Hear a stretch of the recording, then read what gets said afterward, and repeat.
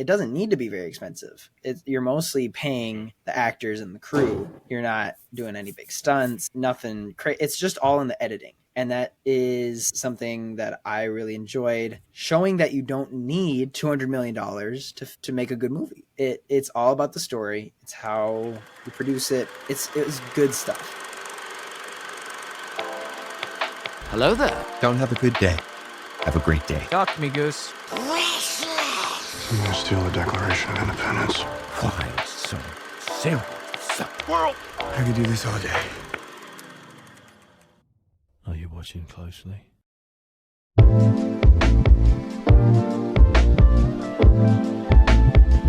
Welcome, everybody, to the One-Eyed Film Podcast. I'm your host, Seth Mossberg, and it's Nolan Bros episode. Woo! Even though it was Nolan Bros episode last week, but it doesn't count because we weren't watching a Nolan movie. We're going to run this into the ground until there's no more Nolan movies to review. Today, we're talking about Memento, a very interesting Indeed movie. And I want to hear these guys' thoughts on it because you guys saw it for the first time in order to record this, correct? Yeah. Yes, that was the first time I've ever seen it. So, what did you guys think of it? I didn't think it was actually that hard to decipher what was going on. As soon as like the first instance where you realize, this is where the last scene left off, you realize it's going backwards. And then from then on, it's pretty easy to decipher. It's like, a cliffhanger. Let's get the prequel to this cliffhanger, but for every single scene. I thought it was really, really cool.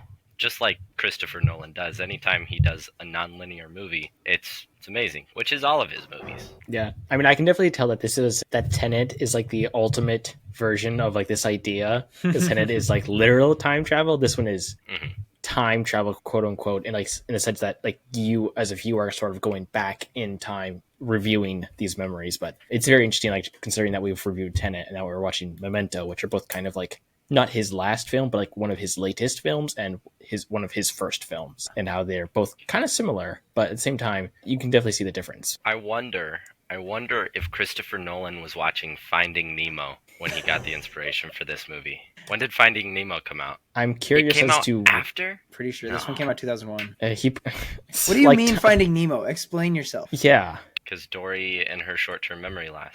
What? The short-term memory? Yeah. That's the only thing you... That's the only thing. That's it. Finding Nemo did come out after. I wish that there was a correlation. This is a movie that can only be told in this style. I believe people have taken it and pieced it together linearly, and it just doesn't have the same impact. You're supposed to be the detective. You're supposed to be putting brain power into this movie to try and figure out the puzzle pieces to put it all together. It doesn't work if you tell it in a linear fashion. And this being the second movie Nolan made in his career, or at least directed, really set the tone for his style and his way of storytelling. I would want to see how his first movie ever, what that movie was like. This one definitely it's like got people's attention with what Nolan was willing to create and what type of stories he was going for. I mean, yeah, that's, if I can just put in quick, that's like, again, one thing that you can definitely notice is that it's a very good film and it's a very interesting story, but at the same time, it's a very low key, I think would be a good way to put it. Again, to compare it to Tenet. Tenet is literally, we're going all around the world and it's this like super spy type of guy. And he's like, and there's all these crazy shots and we're going all across Europe and the fate of the world's at stake. And it's like, it's again, like the ultimate finality of this idea that he starts with Memento. And that's Tenet. And that makes sense because he's got like millions of dollars. In Memento, compared to Tenet, it's very low stakes, comparatively speaking, because it's just, you just follow this guy going around town and that's kind of it on a sort of technical level, but it's the way that he films it that makes it so intriguing and well done. I want very you guys low budget. I was just going to say, I looked up the budgets. Do you guys have any idea? $9 million, I think, was how much they cost for Memento. It's got to be like less. I have Wikipedia, dude. Get over it. Yeah, I wanted it to be a fun guessing game. Wait, what did Will say? Memento cost $9 million to make, which is a very cheap movie. Tenet took $200 million to make. I could pay off my student loans like over 200 million times. Golly. Or no, not 200 million times. 200 times. Do you have $1 million in debt? I'm really bad at math, man. Math isn't my major. Business is. It's not a good sign, I don't think I'm going to trust you to run my business. Hopefully this doesn't get out to future businesses. But you're right. It is a very low-key movie compared to what Nolan usually makes. I actually just yesterday saw The Dark Knight in theaters because it was Batman Day and it was the anniversary of The Dark Knight coming out, and so I got to see The Dark Knight in theaters. That's cool. Yeah. So that was legit. But you can tell, like, it's at such a grand scale. Thinking about all of the locations and things they need, like, it doesn't need to be very expensive. You're mostly paying the actors and the crew. You're not doing any big stunts, nothing crazy. It's just all in the editing. And that is something that I really enjoyed, showing that you don't need $200 million to make a good movie. It's all about the story. It's how you produce it. It was good stuff. I think this is a movie that is all about the editing, and that's big for me because I love editing. And this was the clues that it gives as it's going along, from finishing a scene with the beginning of a different scene. It doesn't go back 2 minutes and then play the scene up until he shoots Teddy. It just does it in segments and then overlaps them a little bit and keeps going back and back. You don't need to see the whole thing over again. And this is also playing with your memory, because by the end of the movie, which is actually the middle of the movie, then you remember what happened at the beginning of the movie, which is actually the end of the movie, which is really freaky. It's also just a simple color grading thing. We saw this in Oppenheimer. He's still up to his old tricks of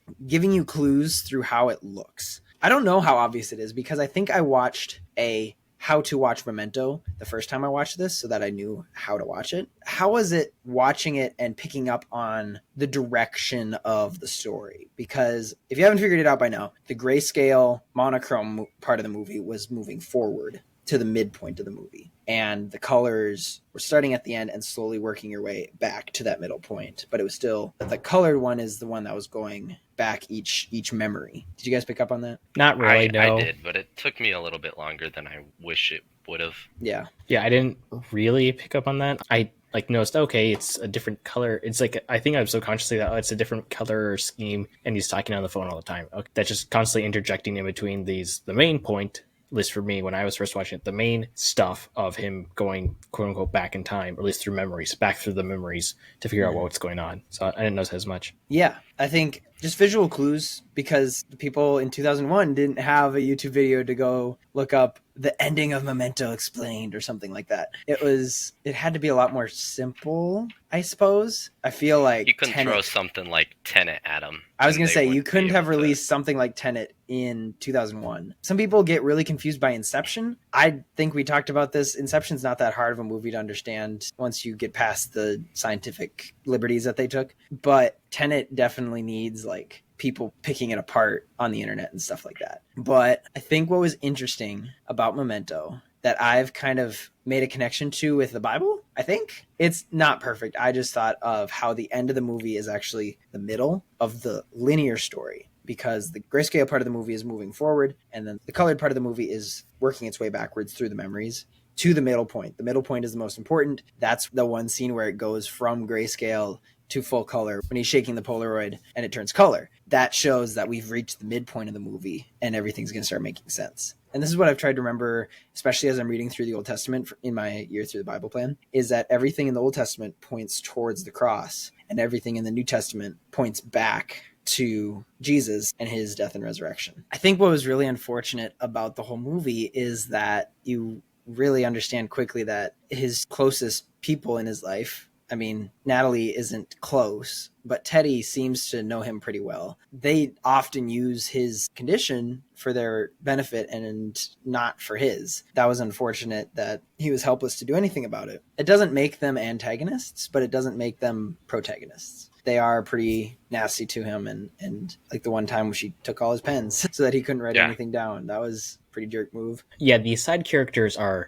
again, like, since this is a smaller scale movie, we really focus on them. Like, I mean, the only three people you really get to know throughout the film are just like Natalie, Teddy, and Leonard or Lenny. And like, there's a couple side characters you see all the time, but like, those are like the kind of like the ones you really focus on. And so again, that kind of plays into the strength of the movie, is like, we spend this entire time learning about them from Leonard's perspective, that's kind of flawed. But we kind of see like how they are constantly, again, using that condition against them. But it's just very interesting. And I'm I mean, at least for me personally, I'm always the most intrigued by Teddy because I still kind of don't know exactly what his motivations are. From what I can tell, he was a cop. He was assigned to this condition. He was assigned to Leonard or helped him or something. But then after Leonard killed John G or something like that, then he kind of started to use him to do something. I believe what is supposed to be suggested is that Teddy was using Lenny to kill multiple John G's, but Lenny wouldn't have remembered it. So he's a bad cop who's letting Lenny take the fall for multiple different murders of people he wants to get out of the way. Yeah,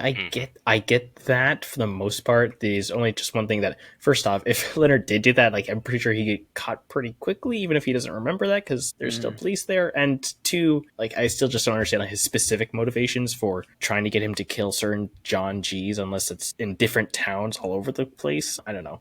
It's again kind of the point. Like, Memento is not necessarily that you are supposed to know, and especially like that last scene or one of the later in the movie when he like sort of reveals like everything you kind of know is a lie, sort of thing, is still very interesting for me to try to figure out what exactly is going on. Okay, so since it's a Christopher Nolan movie, you don't truly, it's much easier understood on the second or third time watching through. So here's what I collected from it as only seeing it today one time. Teddy actually did kill his wife, and he is trying to cover up himself by getting Lenny to kill a ton of people that he thinks raped his wife and killed her, so that he can like quit trying to kill Teddy. So he's just trying to cover up his own butt. He's not trying to get all of these other guys killed. But in the end, or the beginning, I guess, Lenny actually ends up almost lying to himself, but ends up being right about the lie. Because there's a line in there, he says, "Oh, well, I used my own memory against me so that I can finally like get over this," because then he writes down the name of the license plate. But at that point, he didn't have like real cause to like suspect that Teddy was the murderer. He just did it because he was tired of this being used. Am I correct there? Yeah, well, I mean, I didn't get the vibe that Teddy was the killer, but I did get the feeling that by the end of the ending of the film is trying to suggest that Leonard is intentionally lying to himself to try and sort of break out of this system. That, I mean, I think the end of the film kind of suggests that Leonard was put into an insane asylum or something, because, you know, like when he's thinking about Sammy Jenkins and like he's in the insane asylum. Okay, for the record, I did watch a bit of a YouTube thing about this, so this isn't my own thinking. I'm just saying, but like when you're watching Sammy Jenkins and the insane asylum, there's like a split second where Leonard takes his place. So I think there's like some sort of theories that like Leonard was actually put into an insane asylum or something like that, and his wife was actually diabetic, and that he kind of conflates Sammy Jenkins' story with his own to make sense of himself, and that he somehow escaped or something like that involving Teddy, and then his wife left him or something kind of like that. And so yeah, it's even stranger. So like basically I think the idea is supposed to be that Leonard's wife didn't actually die, but she kind of left him, and he's been used by Teddy ever since to some degree.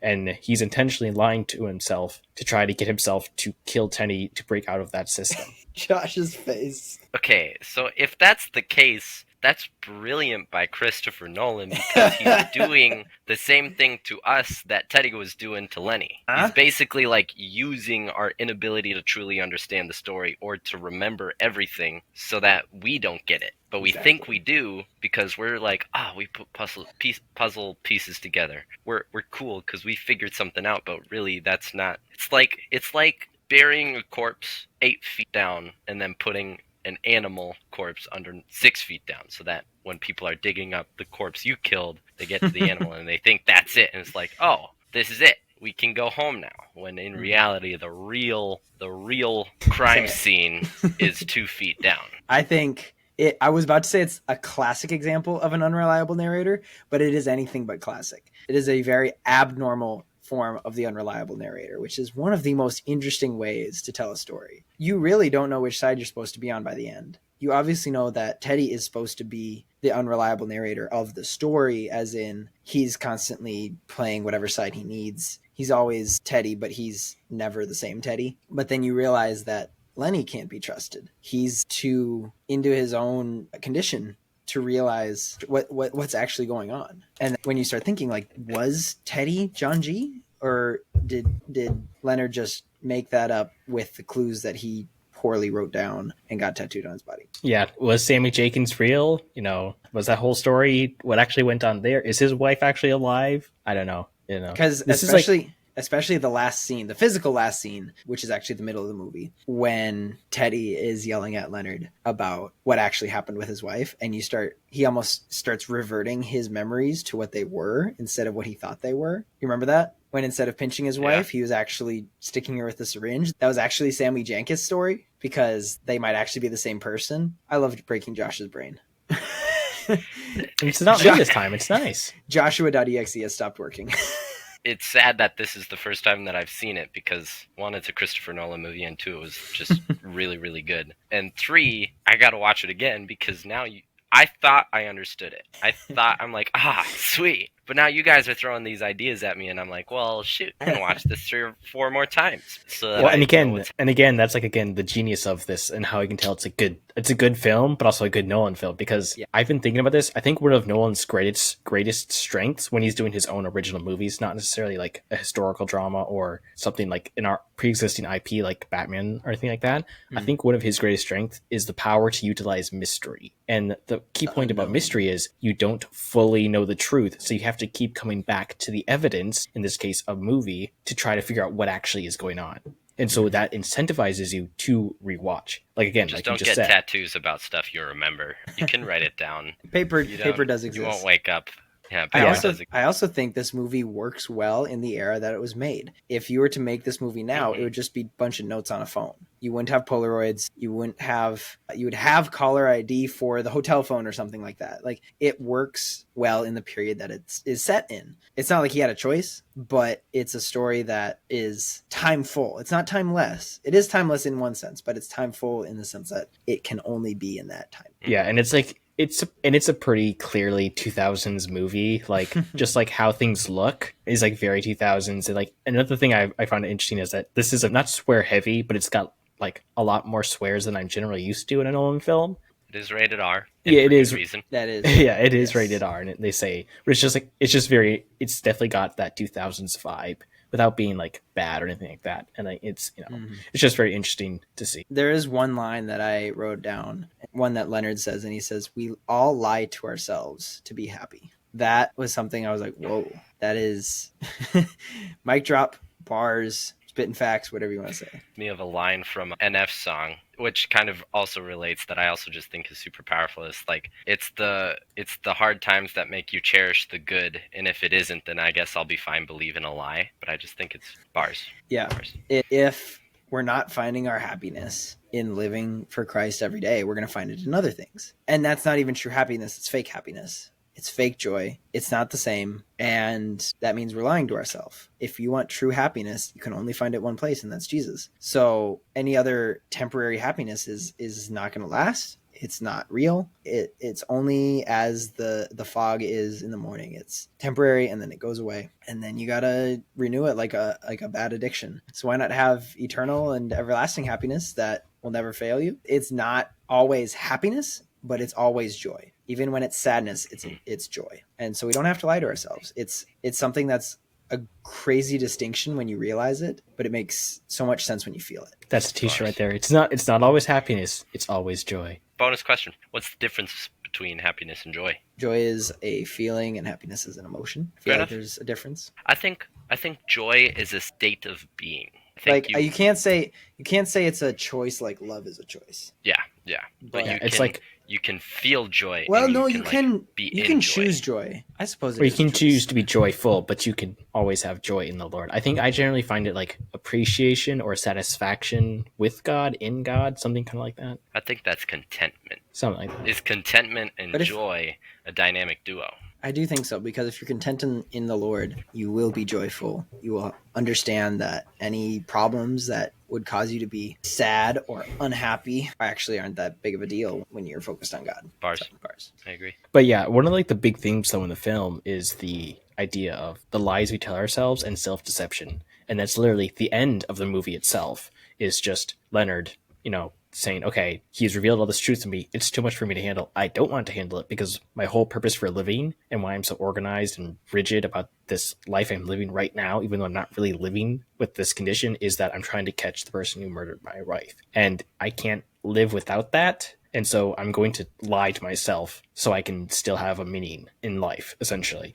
And so I think it's a very poignant point about the importance, not about the fact that we, all of us, generally do lie to ourselves in some manner, or at least try to downplay certain aspects of just life in general, so that we can kind of make up meanings for ourselves, which can often run contrary to what is actually true. And even more so, I think trying to lie to yourself and trying to self-deceive yourself to have some point in life is going to just end up in a bad state. Like, okay, sure, Leonard might have killed John G, or this John G, or whatever, or at least the guy or Teddy who was manipulating him. He's going to forget that, and more importantly, he's probably going to get caught because he just killed a cop, even if he is a bad one, and that's probably not going to end up well for him. I don't think Lenny was entirely concerned about what happens to him, though. It's true. Because clearly He was driven said, by revenge. Yes.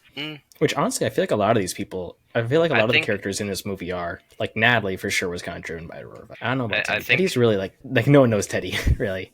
Lenny was definitely like driven by revenge and vengeance, but he also said in the film that is like, if I don't remember any of this, I'm not doing it for my sake. I'm doing it for like my wife, so that like in her second state of being that she's currently in right now, like he almost like an afterlife, so that like her situation can have closure and not him, because he'll never remember. Which I think is kind of a cool idea, but. The one thing I did want to touch on as a piece of the movie that was just chef's kiss. The way it kind of built up the one tattoo that said "Don't answer the phone." That was good. That was a moment, if you know what I mean. Yeah. An moment where, you know, like a couple scenes before, he's scratching at his tattoo, it's itching, and he pulls the gauze off, and then he immediately stops talking on the phone, and it says "Don't answer the phone." You're like, oh crap, he's been telling this guy everything. I think that was really well done because it utilizes how he marks his body in getting a tattoo. You got to think what that tattoo artist was thinking, like, what is all this stuff? I mean, you pay me and I'll give you the tattoo, but like, why? Yeah, just like imagine me the guy who like has to write on this dude like, John G raped and murdered my wife. I was like, okay, and then like another one like crosses, but he had to write that one in reverse so you can see it in the mirror. I'm sure he had an explanation. One, he has a really bad memory, and two, John G raped and murdered his wife and he wants to remember. If I was a tattoo artist, that's a pretty strong reason to get it tattooed. I guess. Yeah. It's not like that butterfly that all girls get. You don't walk into the tattoo shop and be like, I want a butterfly. What for? A pretty butterfly. It's not that deep of a movie. It's not like we're gonna... It's a simpler Nolan film. It's back when he didn't have as much money, so he was trying to like water down his ideas, because there's no way he could actually buy a plane and crash it into an actual airport. Who would be crazy enough to do that?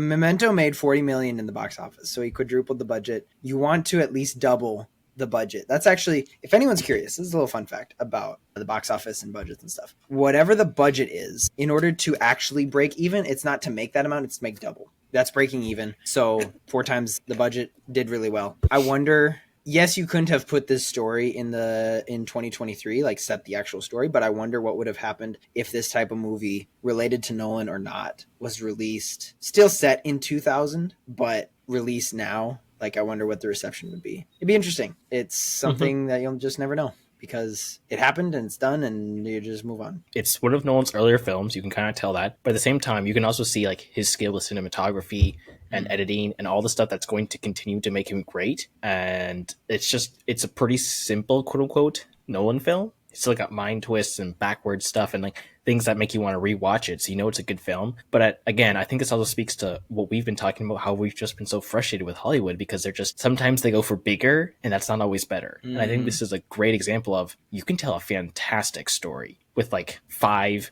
main characters and just editing it in a certain way, and that can be a really great film. And so I think this is just a brilliant example of Nolan's skills, and also just a brilliant example of a good film that can do a lot with a little. Napoleon Dynamite. You guys ever see that one? I have not, but That's I think we have movie. to. I know you're Napoleon Dynamite stan. Yeah. All right. Thank you guys so much for listening and watching. Remember, YouTube episodes go up the day after the audio episode goes up. Join our social media linked in the description down below, and share this with your friends if you can. We love more people to hear about it and for our community to grow. Thank you guys for joining us in this conversation. Know that you are loved. God bless. Make sure to like, share, and subscribe. Otherwise, I will write your name as a tattoo and hunt you down.